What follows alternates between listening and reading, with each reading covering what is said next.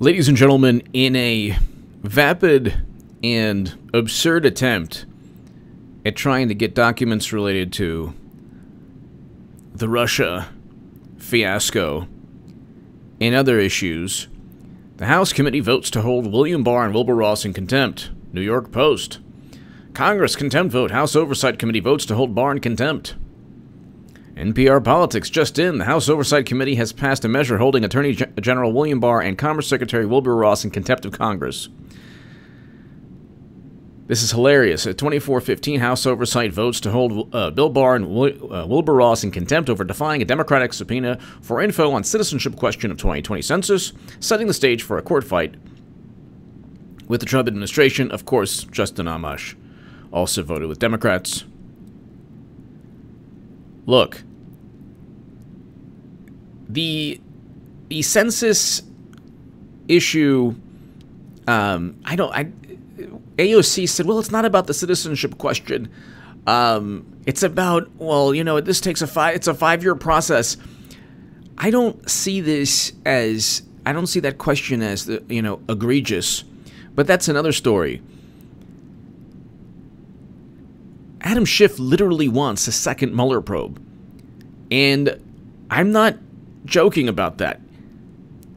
He wants to talk about the first the first 100 pages or first 50 pages of the Mueller probe, even though the Mueller probe stated categorically, and let's just read categorically, Adam Schiff and others are still stating that without documents from William Barr, even grand jury information, they want everything completely open to scrutiny. But the Mueller probe has ended. There is no more. Okay, the special counsel has been disbanded. There is no. The band's done. They've gone their separate ways. They're not going to be performing anymore. There are no Trump-Russia collusion concerts. There's nothing. There's no more. They're done. There's no more. Robert Mueller had his theatrical press conference where he basically just reiterated what he had written. Not sufficient. The evidence was not sufficient to support criminal charges. Among other things, the evidence was not sufficient to charge any campaign official as an unregistered agent of the Russian government. The materials was not sufficient to charge criminal campaigns violation. The DNC emails was not sufficient. Further, the evidence was not sufficient to charge that any member of the Trump campaign conspired with representatives of the Russian government to interfere in the 2016 election. It states that categorically. They want more documents related to a Mueller report that said Trump did really bad things, and he met with a lot of, his campaign met with a lot of people, and there's a whole bunch of obstruction, and nobody obstructed the Mueller probe. Nobody. It was rampant, it was a rampant, egregious, overt abuse of power that we haven't seen in American history in terms of utilizing the United States government against the duly elected president. We've never seen this before. They fabricated the probe. We have no clue if Russia interfered in the election. That's the truth. We're relying on a CrowdStrike assessment. I don't care how many people on the left or how many people in the intelligence community or Dan Coates in Trump's, the ODNI chief, Trump's intelligence community. I don't care if the government says, well, it's official. The official line is that the Russians interfered. How? By informing the country that Bernie Sanders was cheated? How? I want to know how. How many people had their votes altered? Which Facebook ad was most effective?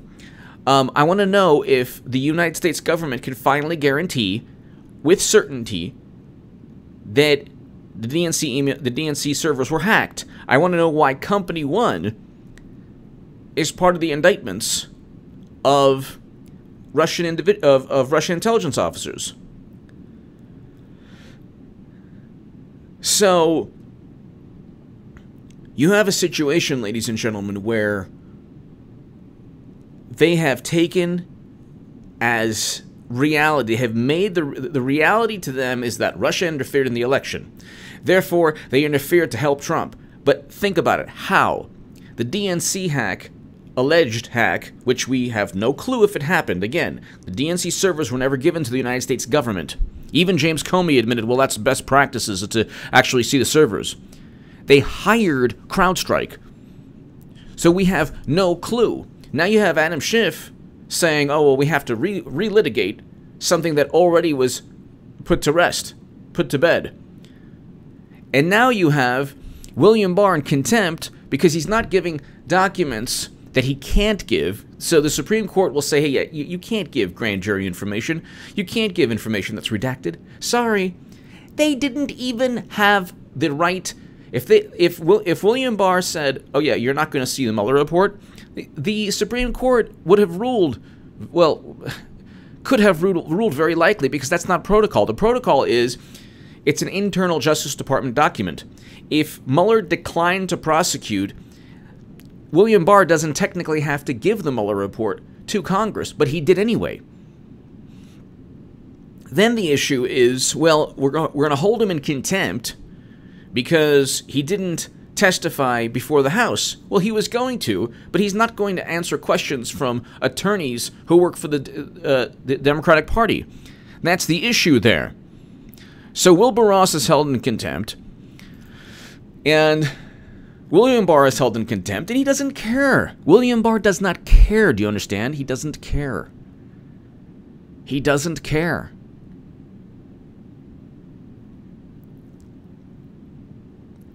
The issue is that at the end of the day, they are now almost backed into a corner. They don't have the Russian collusion myth to uphold anymore. They can try to kind of surf the waves or run on the fumes of Trump and Russia collusion, which they're doing. It's still not working. Now they're backtracking and utilizing just the process of government. Well, you know, we're gonna you should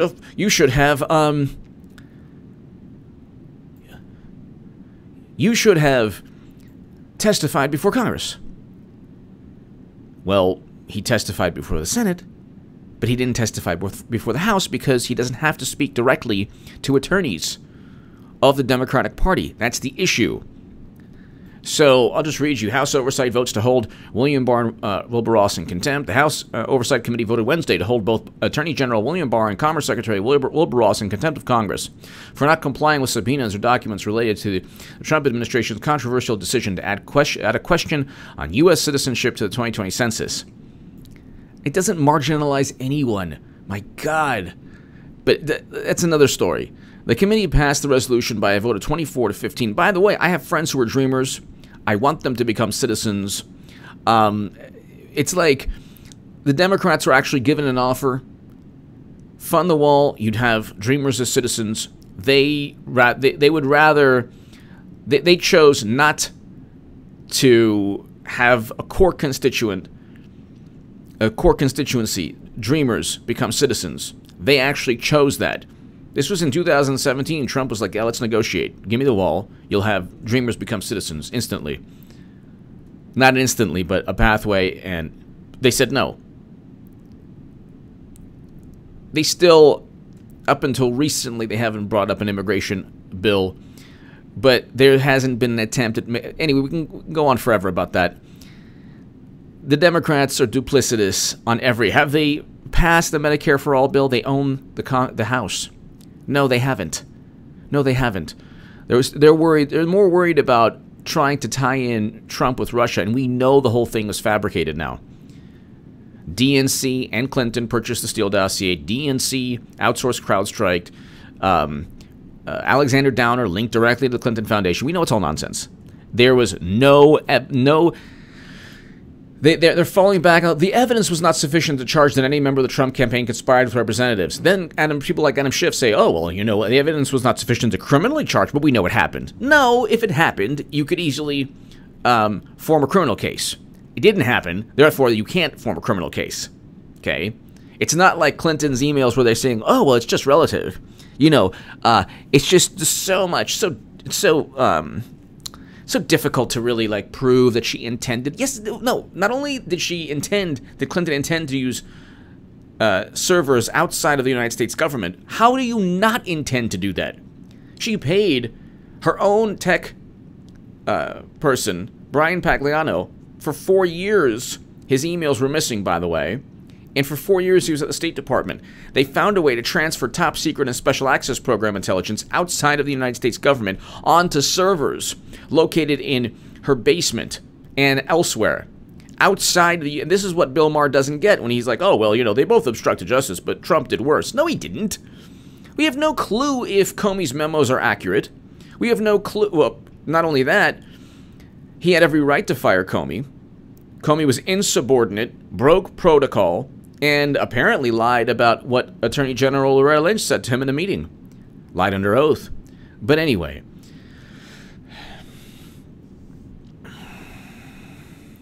Ross issued a strong and lengthy statement after he was... So this is great. Today, the Democrats maintain their shameless weekly attacks on this administration without consideration for the truth, Ross said. I don't even think members of Congress can keep track of which committee is holding a show trial on any given day. It's true. Here's the bottom line. The Democrats have continued to attack the administration on dubious grounds, and they aren't going to let the facts get in their way, get in the way of their own concocted stories. So... they added Wilbur Ross to this. With William Barr, it's like...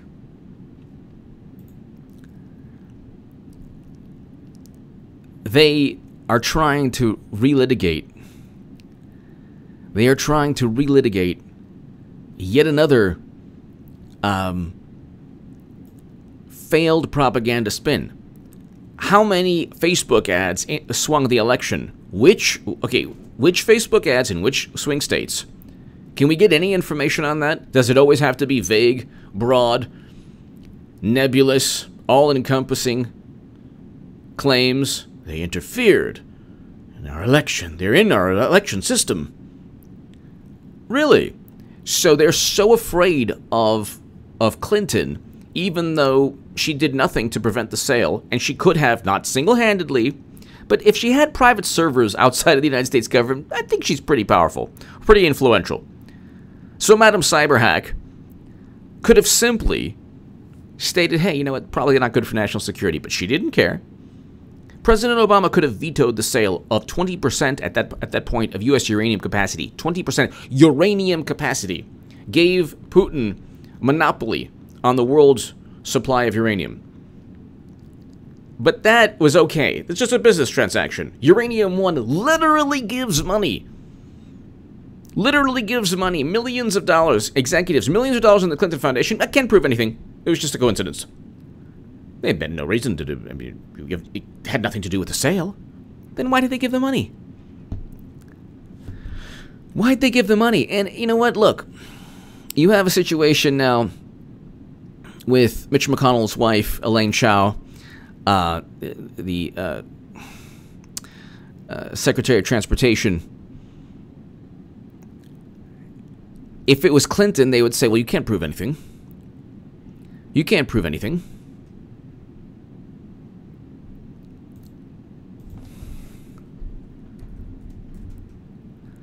You can't prove anything. It just happened. Well, what's the problem? And Slate, it's Mitch McConnell's swamp. We just live in it. But you don't care if it's Clinton. This is the thing. This is the thing.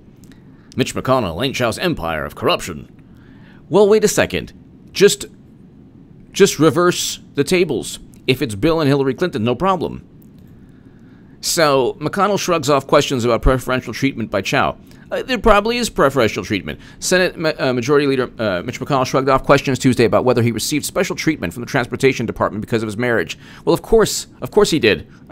I was complaining to her just last night. 169 projects in Kentucky, and Kentucky got only 5. He deadpan. I hope we'll do a lot better next year. McConnell's remarks at a weekly news conference came one day after a Politico report that Chao appointed a special liaison to assist with the grant applications for the state of Kentucky. Oh my God, this is just like Uranium One. They focus on like issues that aren't that egregious. Yeah, of course, they're married. So yeah, Kentucky, the grant there was probably special treatment, but this is different from Uranium One executives giving money into the Clinton Foundation and UBS giving money, and then Clinton intervening on behalf of UBS to help them with the IRS. This is completely different. Weapons deals, Haiti, Boeing, 85 donors giving $156 million and meeting Secretary Clinton. But again, it's like they focus on issues only when it benefits them. Only when it benefits them. Only when it benefits them.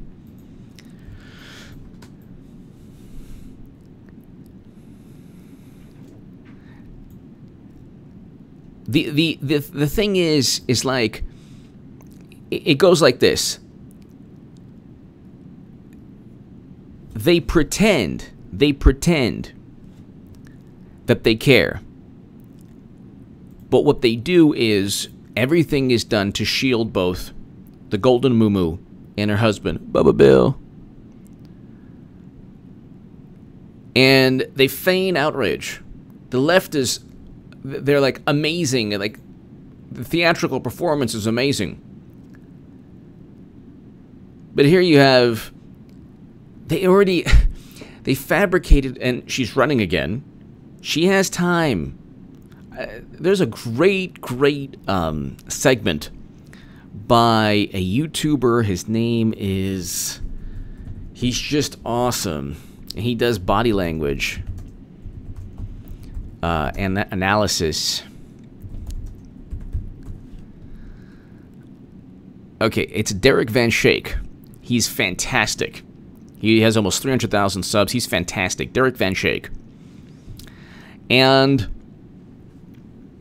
body language proof Hillary Clinton is running for president in 2020. Now, this is 7 months ago. Now, of course, I've been saying this for years. Clinton is running since 2017.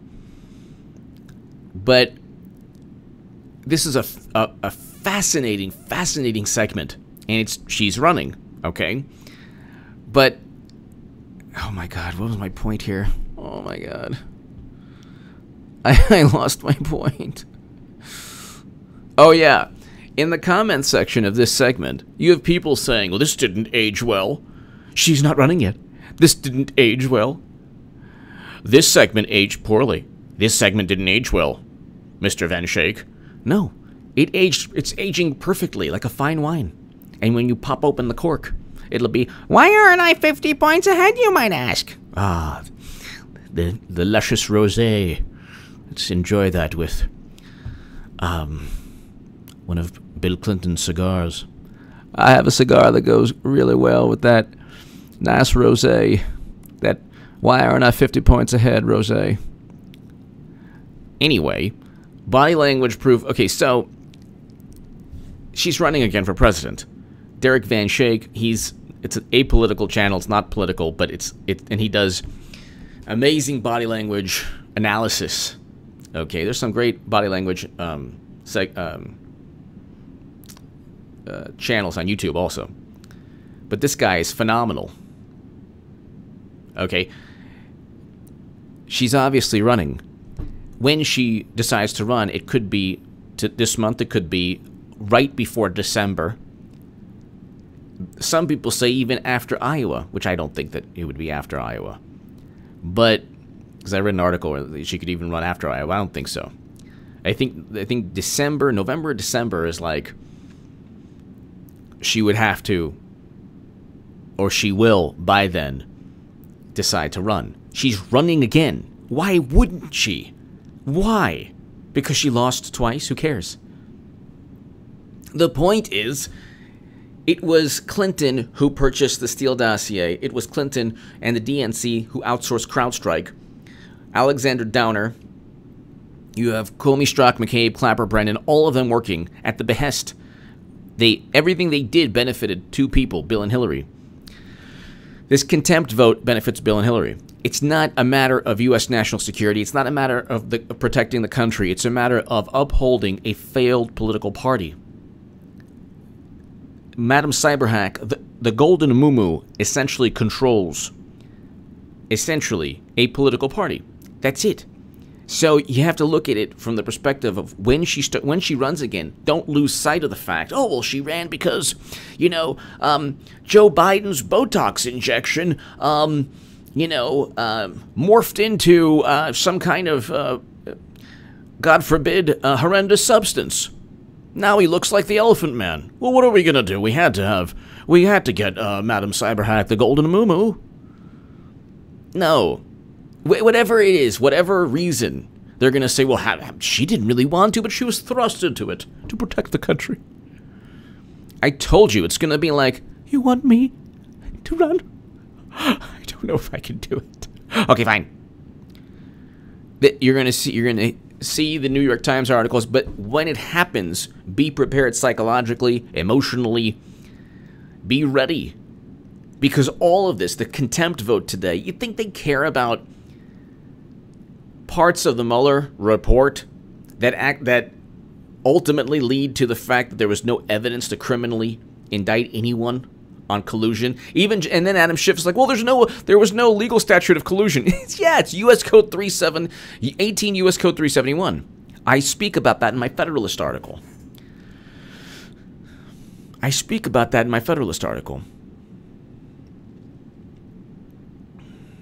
So, it's like Comey, Strzok, and McCabe engaged in a massive effort to defraud the United States government. They're the ones who utilized agencies against what the agency's stated goals are. The FBI has nothing to do with electoral politics. Nothing. If it's utilized against an incoming president, guess what? You have Comey, Strzok, McCabe. You have Comey, McCabe, Strzok, and everyone around them engaging in criminal activity. So the people who, for a moment, felt omnipotent will now have to prove that they didn't conspire against Trump, which is hilarious because, of course, they did. So, at the end of the day, further, the evidence was not sufficient to charge that any member of the Trump campaign conspired with representatives of the Russian government to interfere in the 2016 election. Then why are they holding William Barr in contempt? Because they have to.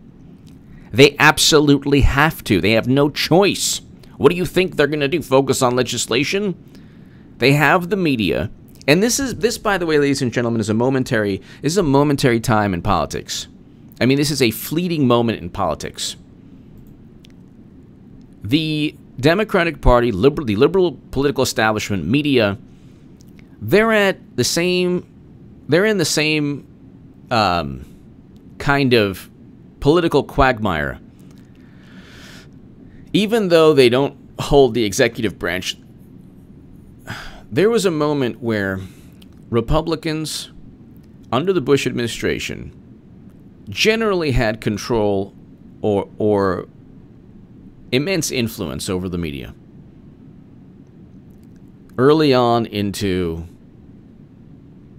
President Bush's tenure, and I can't even say on YouTube because YouTube policies and the algorithm, sometimes you have no clue what's happening with the algorithm. So obviously the event that transformed the country and American foreign policy forever.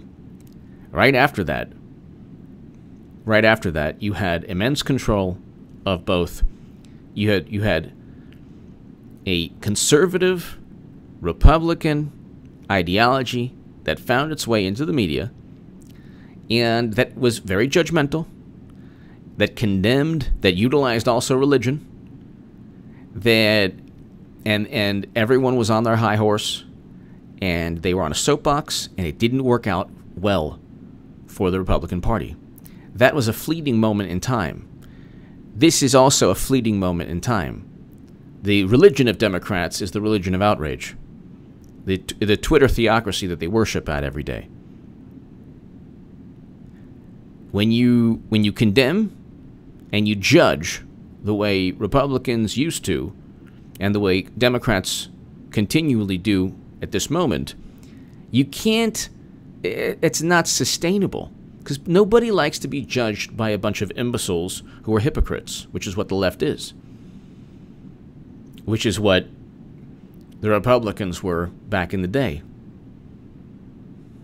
It's not sustainable. And the manner in which the left is utilizing its political power is not good. Not good at all. It's all done at the behest, to benefit, I should say, to people. When the golden muumuu runs, you'll see a golden muumuu levitating above the DNC, and throngs of progressives and liberals and people on the left. And safe to say, I mean, sad to say, most progressives will be like, yeah, I'll vote for Hillary. Like they did when Bernie Sanders was cheated.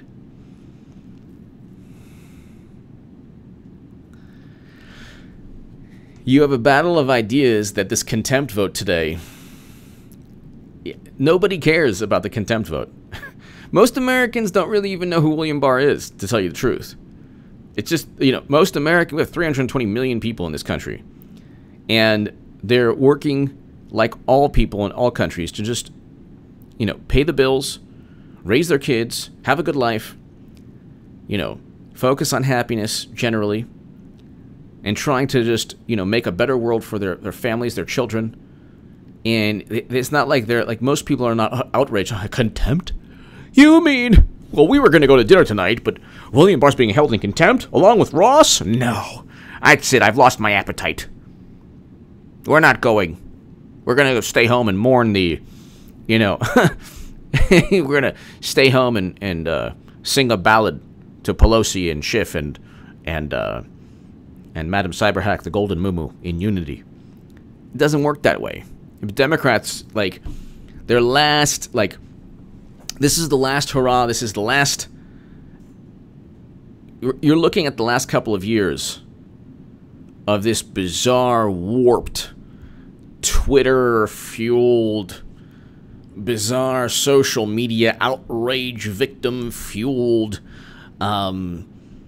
bizarre political university-inspired kind of xenophobic, blame Russia, yet say everyone's marginalized, bizarre, moralizing, and nauseating ethical confusion on the left. This is not sustainable. And you'll probably have, not to, toot my own horn, but you'll probably have more people like me who, I was considered the biggest Bernie Sanders booster on the internet by the Huffington Post. The Washington Post called me the unofficial scribe of Sanders' most hardcore voters.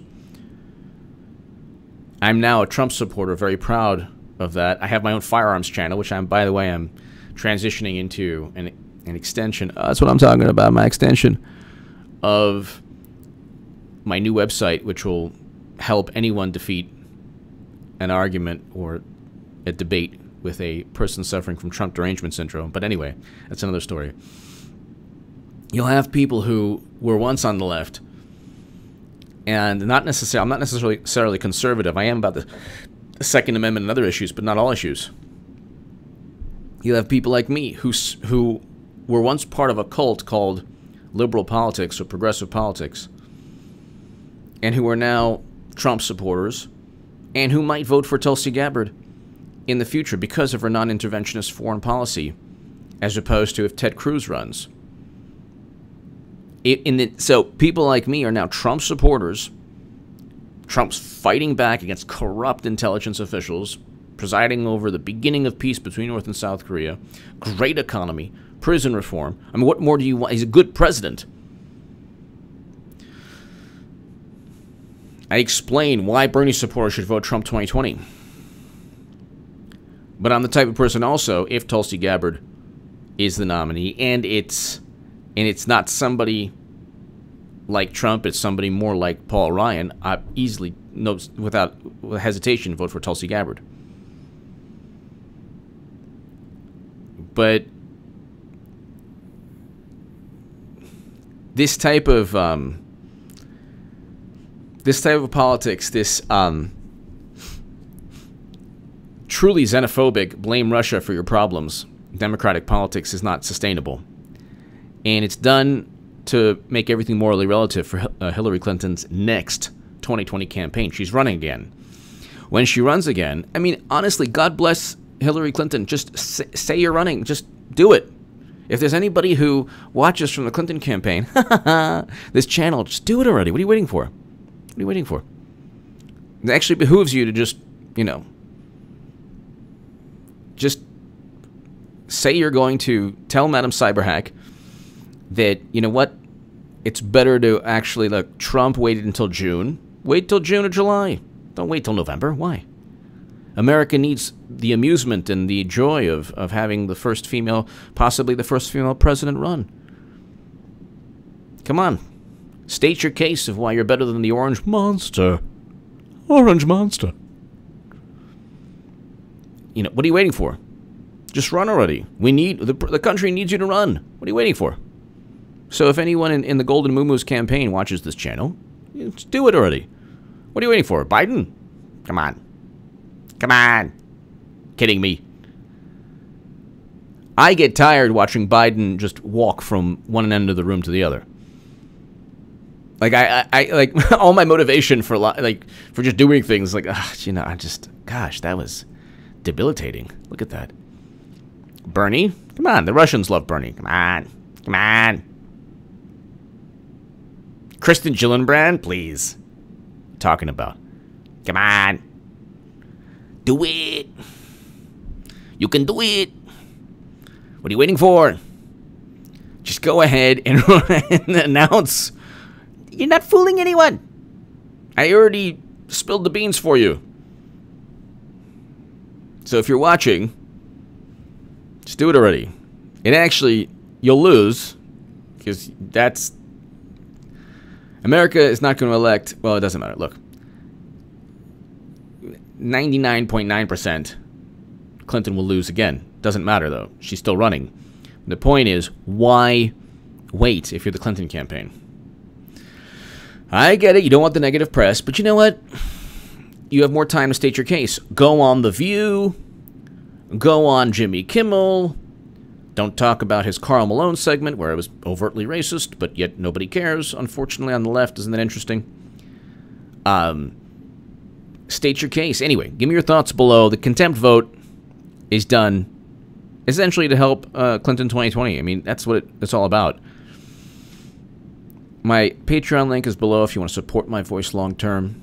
Check out my Federalist article that was shared and spoken about by Rush Limbaugh for 2 segments. Ladies and gentlemen, thank you so very, very much.